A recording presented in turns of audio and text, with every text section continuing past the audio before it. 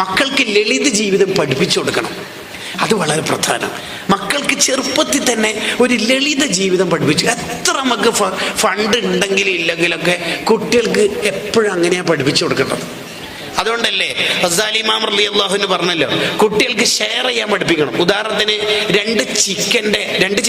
ഒരു ചിക്കൻ്റെ 2 leg piece അവിടെ ഉണ്ടെന്ന് വിചാരിക്കുക, ഫ്രൈ ആയിട്ട്.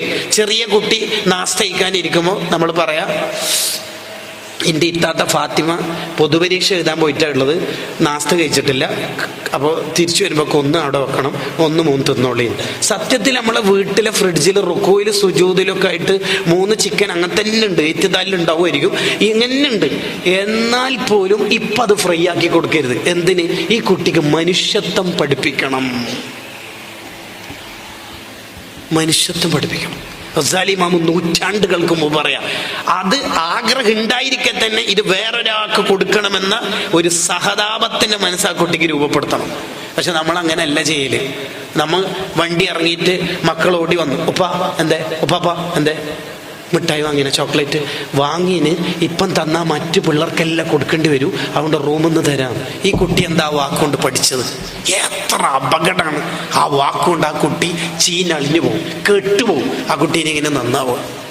ഉപ്പ പ്ലീസ് എന്ന് ഞാൻ തരാം, ഇങ്ങോട്ടേക്ക് വാ, ഇങ്ങോട്ടോ.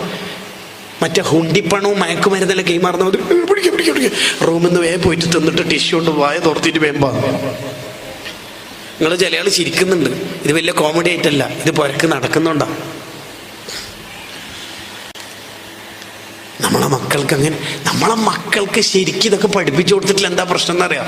പല പ്രമാണിമാരുടെയും മക്കൾ പിന്നീട് മതസ്ഥാപനങ്ങളിലും അല്ലെങ്കിൽ കൊമേഴ്സ്യൽ സ്ഥാപനങ്ങളിലൊക്കെ അവരുടെ വലിയ വണ്ടിയും ഫോർച്യൂണറും ഓടിയും മറ്റ് സാധനങ്ങളൊക്കെ എടുത്തിട്ട് വന്നിട്ട് ഗേറ്റ് കീപ്പറിൽ, എല്ലാ സ്ഥാപനത്തിൻ്റെ ഗേറ്റ് കീപ്പറിൽ ഒരു പച്ച സാധു മനുഷ്യനെ ഉണ്ടായാല് 35 കൊല്ലം ഗൾഫിൽ ജോലി ചെയ്തിട്ട് മക്കളെയും ഭാര്യനൊക്കെ മര്യാദയ്ക്ക് പോറ്റി നാട്ടിലെത്തുമ്പോൾ വിലയില്ലാത്തതുകൊണ്ട് യാചന വേണ്ടാന്ന് കരുതി വൃദ്ധസദനത്തിൽ മോശമല്ലേ എന്ന് കരുതിയിട്ട് 2 അറ്റം മുട്ടിക്കാൻ ഏതെങ്കിലും സ്ഥാപനത്തിൻ്റെ ഗേറ്റ് കീപ്പറായിട്ട് ജോലി ചെയ്യുന്ന ഉപ്പാപ്പൻ്റെ പ്രായം 86, ആകെ 6000-7000 രൂപയാണ് ശമ്പളം കിട്ടുക.